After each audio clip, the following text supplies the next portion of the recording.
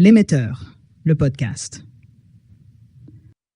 Avez-vous déjà eu l'impression de marcher sur un fil invisible, tendu entre vos ambitions et une force obscure qui vous retient en arrière?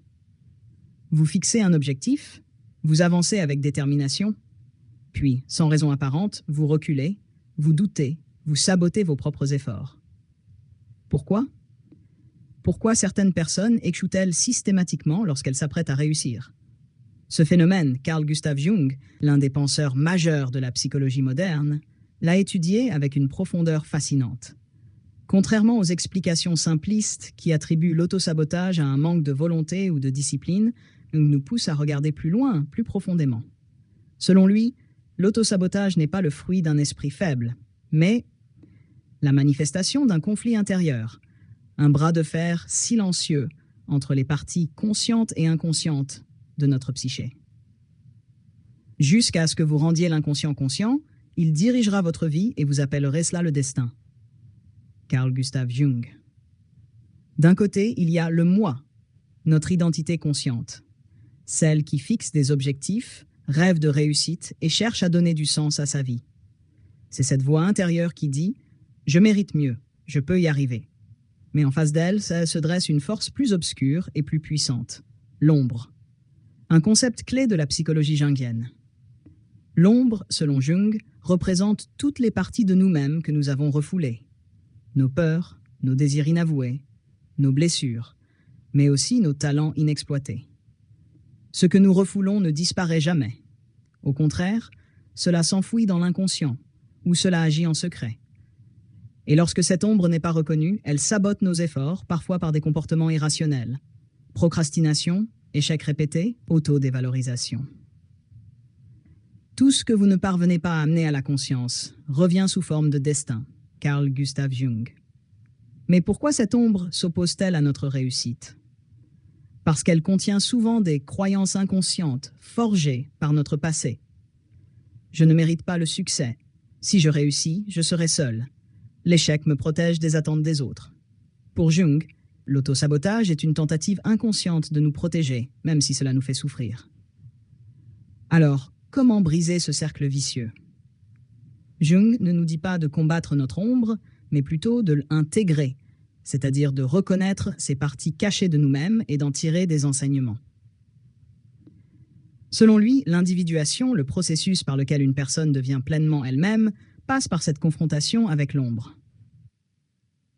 L'individuation implique de devenir conscient de sa propre ombre et d'apprendre à l'accepter. Carl Gustav Jung. Dans cette vidéo, nous allons explorer ensemble ce qu'est réellement l'autosabotage selon Jung et pourquoi il survient. Nous verrons comment reconnaître les signes de l'ombre dans nos vies et surtout, comment transformer cet ennemi intérieur en allié grâce aux enseignements de Jung. Alors, prêt à descendre dans les profondeurs de votre psyché? Prêt à affronter cette ombre qui, loin d'être votre ennemi, pourrait bien être la clé de votre accomplissement? Commençons cette exploration car, comme le disait Jung, celui qui regarde à l'extérieur rêve, celui qui regarde à l'intérieur s'éveille. L'autosabotage, selon Carl Jung, est bien plus qu'un simple comportement autodestructeur. C'est la manifestation d'un conflit intérieur, une lutte invisible entre notre part consciente, ce que nous croyons être, et notre part inconsciente, ce que nous refusons de voir en nous-mêmes. Pour comprendre ce mécanisme, il faut plonger dans les concepts fondamentaux de la psychologie jungienne, l'inconscient, le moi et surtout l'ombre. Dans la perspective jungienne, l'autosabotage survient lorsqu'une partie de nous-mêmes, cachée dans l'inconscient, entre en opposition avec nos désirs conscients. Il ne s'agit pas d'un comportement irrationnel, mais d'une tentative de l'inconscient de rétablir un équilibre psychique. Pour Jung, notre psyché cherche toujours l'harmonie, même si cette recherche passe par des comportements destructeurs. L'inconscient cherche à s'exprimer, et lorsqu'on l'ignore, il trouve d'autres moyens, souvent sous forme de symptômes. Carl Gustav Jung. Ainsi, procrastiner sur un projet, ruiner une relation prometteuse ou échouer volontairement à un examen peuvent sembler absurdes, mais ils ont souvent un but caché. Protéger notre moi d'une peur profonde ou exprimer un besoin refoulé. Pour Jung, l'inconscient n'est pas seulement une réserve de souvenirs oubliés, mais une partie vivante de notre psyché, riche d'émotions, d'archétypes et de désirs. Il agit comme une force autonome, influençant nos pensées, nos comportements et nos décisions, souvent sans que nous en ayons conscience. C'est dans l'inconscient que réside notre ombre, composée de tout ce que nous avons refoulé au fil de notre vie. Des blessures anciennes, des désirs inavoués, mais aussi des qualités inexploitées.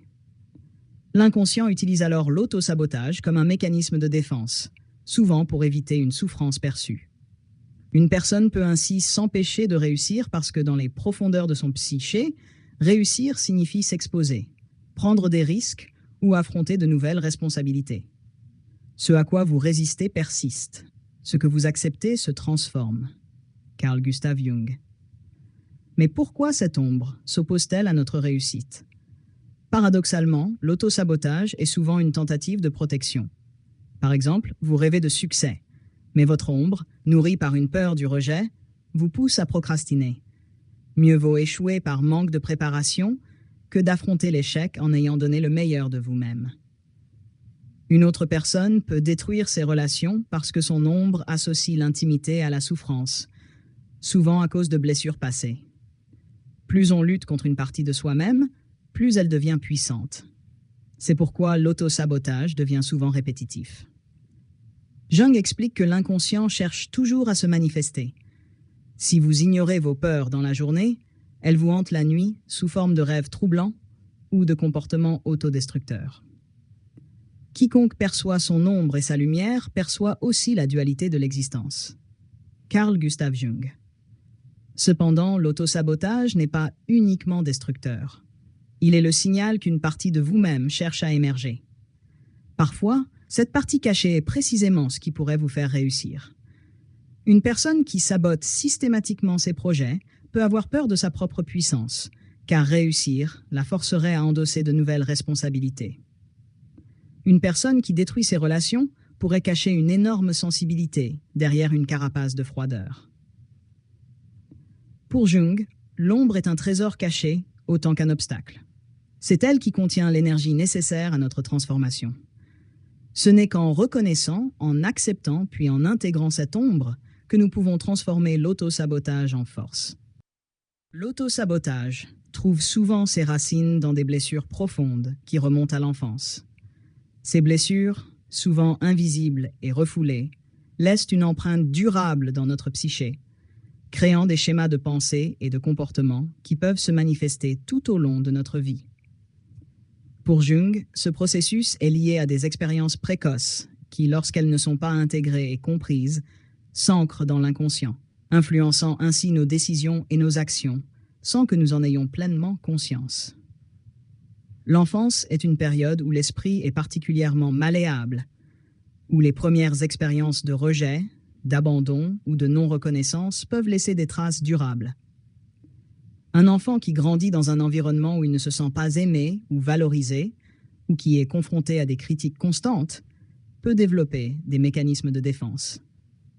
Ces expériences peuvent entraîner un schéma interne qui dicte une vision déformée de soi-même. Par exemple, une personne qui a été constamment critiquée pendant son enfance pourrait développer un schéma interne qui l'amène à se percevoir comme incompétente ou indigne de succès. Lorsqu'elle se trouve face à une opportunité de réussite, son inconscient, cherchant à éviter la douleur du rejet ou de l'échec, peut activer un mécanisme d'auto-sabotage. Cela peut se traduire par de la procrastination, une incapacité à terminer des projets, ou même par des comportements d'autodépréciation. Ce processus est souvent invisible à l'esprit conscient.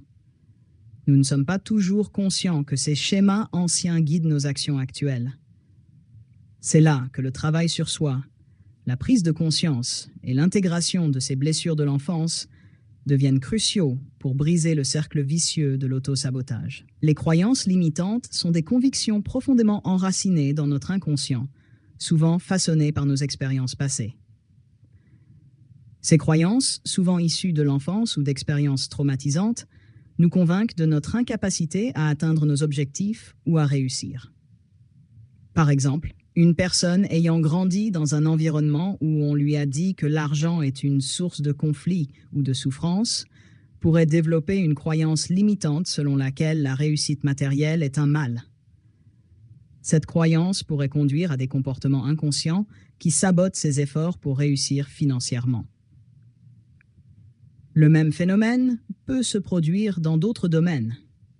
Une personne peut croire qu'elle ne mérite pas d'être heureuse, de réussir dans ses relations ou d'atteindre ses rêves. Ces croyances limitantes agissent comme des filtres invisibles qui déforment notre perception de la réalité. Elles nous poussent à éviter des opportunités ou à échouer délibérément, car une partie de nous, profondément convaincue de notre incompétence, croit que l'échec est ce que nous méritons. Ainsi, même si nous nous efforçons de réussir, une force inconsciente nous empêche de nous dépasser. Un autre facteur majeur de l'autosabotage est le complexe d'infériorité. Ce complexe se forme souvent à la suite de comparaisons sociales ou d'expériences où l'individu se perçoit comme inférieur aux autres. Le sentiment d'être moins capable, moins intelligent, moins digne d'amour ou de réussite peut être profondément ancré dans notre psyché. Ce complexe d'infériorité peut nous amener à fuir le succès ou à minimiser nos accomplissements. Par exemple, une personne qui souffre d'un complexe d'infériorité peut réussir dans son travail, mais avoir constamment peur que quelqu'un découvre qu'elle ne mérite pas son poste. Cela crée une angoisse sous-jacente qui pousse cette personne à saboter ses propres efforts, à se rendre malade avant une présentation importante ou à repousser une promotion par peur de l'échec. Le sentiment d'indignité, souvent lié à ce complexe, est également une cause fréquente de l'autosabotage. Ce sentiment intime de ne pas mériter le bonheur, la réussite ou l'amour mène à des comportements où l'individu se refuse des choses positives par un profond sentiment de ne pas y avoir droit. Une personne qui croit qu'elle est indigne de recevoir de l'amour peut saboter ses relations amoureuses en créant des conflits ou en s'éloignant de son partenaire au moment où la relation devient trop sérieuse. Le complexe d'infériorité et le sentiment d'indignité peuvent rendre difficile l'acceptation de la réussite ou de l'amour. Ils conduisent à des comportements où, malgré un désir conscient de progrès, des mécanismes inconscients empêchent l'individu d'atteindre son plein potentiel.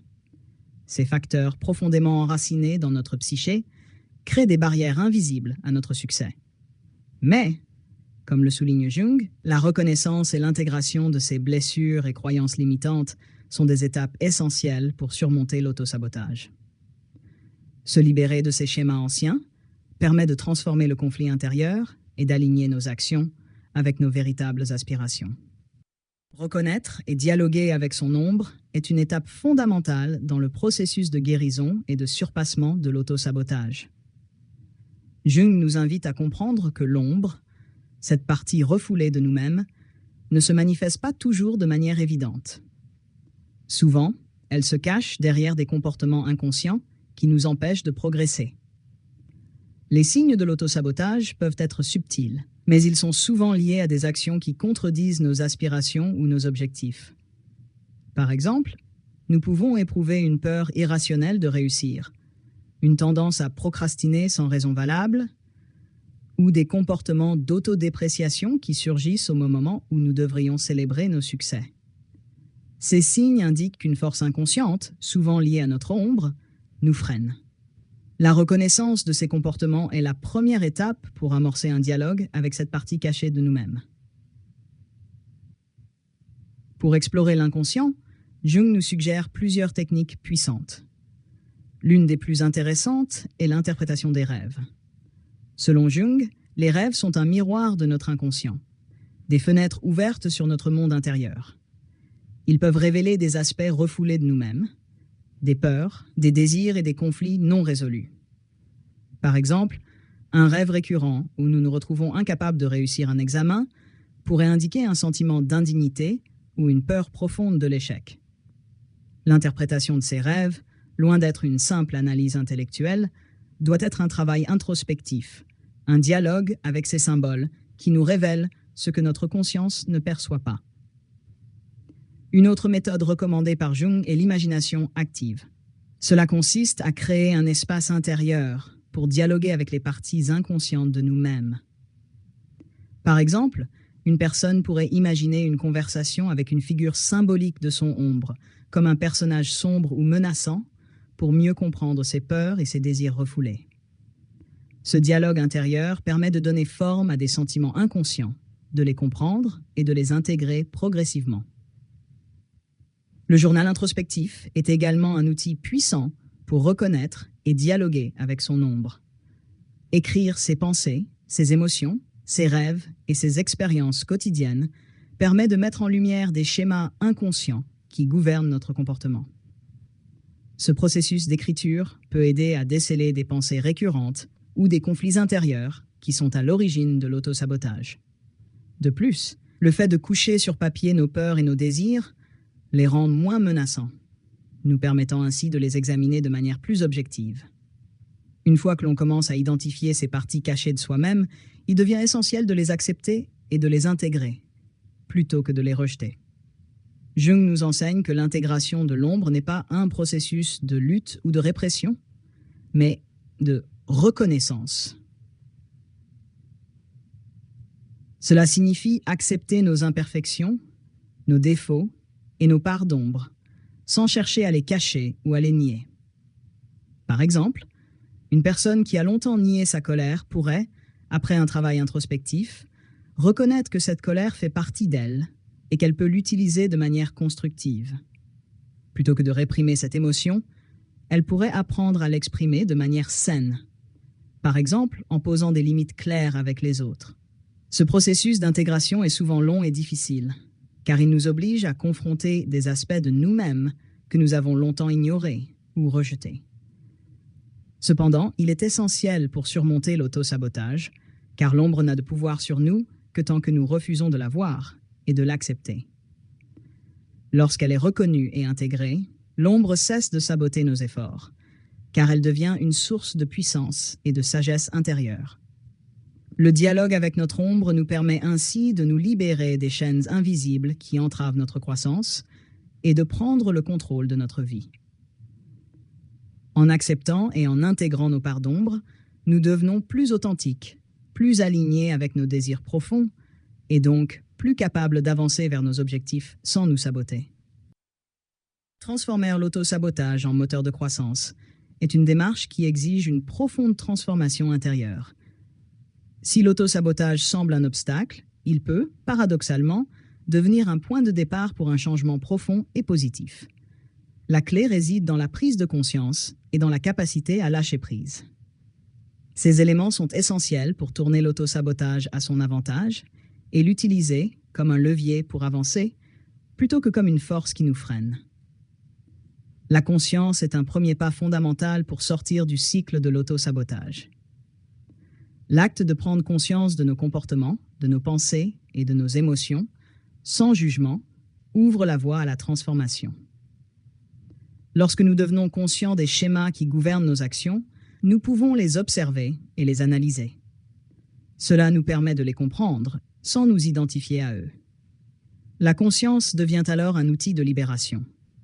En prenant du recul, nous pouvons commencer à observer nos comportements destructeurs, comme la procrastination ou l'autodévaluation, sans nous laisser envahir par la honte ou la culpabilité. Nous apprenons ainsi à distinguer ce que nous pouvons changer de ce que nous devons accepter. Ce processus de prise de conscience est le fondement de toute transformation. Le lâcher-prise, pour sa part, est l'art de se détacher des résultats et de la perfection. Lorsque nous nous accrochons trop fort à l'idée de réussir ou à un idéal, nous créons une pression inutile qui alimente notre peur de l'échec. Paradoxalement, cette peur est l'une des raisons pour lesquelles nous nous auto-sabotons. Jung nous invite à accepter l'imperfection, à nous détacher des attentes irréalistes et à voir chaque expérience comme une occasion de grandir. Le lâcher-prise permet ainsi de réduire le contrôle que nous cherchons à exercer sur notre vie et de permettre à notre inconscient de travailler en notre faveur, sans la résistance constante du moi. Le processus d'individuation, qui est au cœur de la psychologie jungienne, est également une démarche fondamentale pour transformer l'autosabotage en un moteur de croissance. L'individuation est le processus par lequel une personne se réalise pleinement en intégrant toutes les parties de son être, conscientes et inconscientes. Cela inclut l'intégration de l'ombre, l'acceptation de nos contradictions et la reconnaissance de nos forces et de nos faiblesses. C'est un chemin de retour vers soi-même, où l'on cherche à devenir ce que l'on est vraiment, et non ce que l'on pense devoir être. L'individuation n'est pas un processus linéaire ou facile. Il s'agit d'une quête permanente d'authenticité. À chaque étape de l'individuation, nous devons nous confronter à nos peurs, à nos démons intérieurs et aux aspects de nous-mêmes que nous avons souvent négligés ou rejetés. Mais c'est en traversant ces zones d'ombre et en les intégrant que nous parvenons à une plus grande intégrité personnelle. Ce processus transforme l'auto-sabotage en un moteur de croissance, car chaque échec ou obstacle devient une occasion d'explorer une nouvelle facette de nous-mêmes et de nous en libérer. Pour transformer concrètement l'auto-sabotage en un moteur de croissance, des exercices pratiques peuvent nous aider à reprogrammer notre esprit et à agir différemment. L'un des exercices les plus puissants consiste à tenir un journal où l'on note nos pensées et comportements automatiques. Cela permet d'identifier les moments où nous nous auto-sabotons et de prendre conscience des croyances ou des émotions sous-jacentes qui déclenchent ces comportements. Un autre exercice efficace est celui de l'auto-affirmation. Il s'agit de répéter chaque jour des phrases positives qui contrent les croyances limitantes et renforcent notre estime de soi. Ces affirmations, lorsqu'elles sont répétées avec conviction, peuvent progressivement reprogrammer notre esprit et nous amener à agir différemment. Par exemple, une personne qui doute de ses capacités pourrait se répéter « Je suis capable de réussir et d'atteindre mes objectifs ». Et petit à petit, cette croyance remplacera les pensées sabotantes. L'exercice de visualisation est également très puissant. En visualisant régulièrement le succès et l'accomplissement de nos objectifs, nous créons un modèle mental positif qui guide nos actions. Cette pratique permet de se projeter dans un futur où l'on a surmonté l'autosabotage, renforçant ainsi la conviction que le changement est possible. Enfin, il est essentiel de cultiver la patience et la bienveillance envers soi-même. Le processus de transformation prend du temps et il est important de ne pas se juger trop sévèrement lors des rechutes. Plutôt que de voir les échecs comme des preuves d'incapacité, il est utile de les considérer comme des occasions d'apprentissage. Cette approche permet de maintenir un équilibre intérieur et de continuer à avancer, même lorsque les progrès semblent lents ou intermittents. Ainsi, l'auto-sabotage, loin d'être un frein définitif à nos ambitions, peut devenir un catalyseur de transformation. En prenant conscience de nos schémas inconscients, en acceptant notre ombre et en engageant le processus d'individuation, nous pouvons transformer cette énergie destructrice en une force constructive. Le lâcher-prise, les exercices pratiques et la reprogrammation mentale permettent de reconfigurer notre rapport à nous-mêmes et à notre monde, et ainsi de créer les conditions propices à une véritable croissance personnelle. Vers une vie plus alignée avec soi-même, appliquer les enseignements de Jung au quotidien revient à intégrer ces principes dans chaque aspect de notre existence.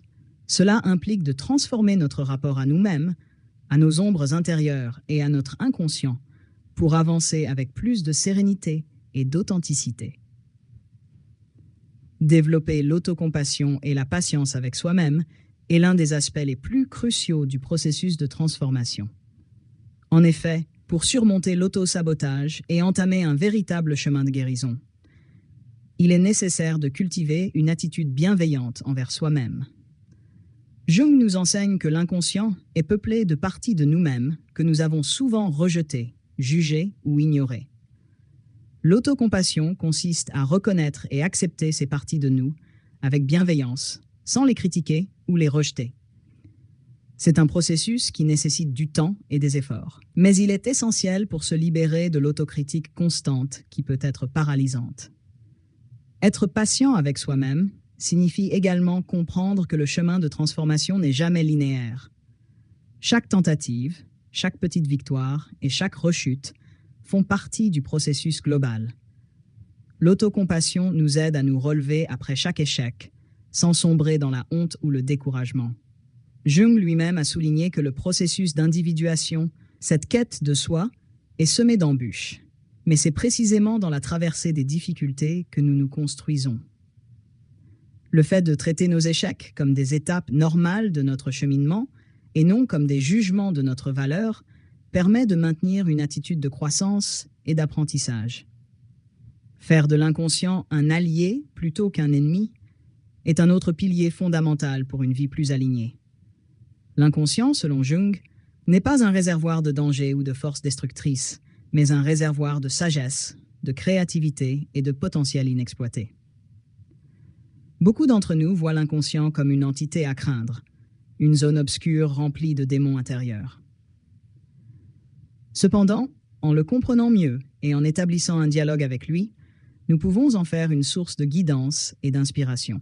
Jung propose l'idée que l'inconscient nous envoie des symboles et des rêves qui ont pour but de nous orienter, de nous avertir ou de nous enseigner. Par exemple, un rêve récurrent de naufrage peut signifier un besoin de lâcher prise, de se détacher d'un schéma de vie trop contraignant. Pour transformer l'inconscient en allié, il est donc essentiel de travailler sur cette relation, de l'accueillir plutôt que de la fuir. L'une des façons d'établir ce lien est de pratiquer l'imagination active, une technique jungienne qui consiste à dialoguer consciemment avec les images, les symboles et les rêves issus de l'inconscient. Cette pratique nous aide à mieux comprendre nos motivations profondes, nos peurs et nos désirs refoulés. Plutôt que de vivre sous la domination de l'inconscient, ce dernier devient un partenaire dans notre processus de transformation. Enfin, le cheminement personnel comme un processus continu reflète bien l'idée que la vie ne se résume pas à un objectif à atteindre, mais à un voyage à vivre.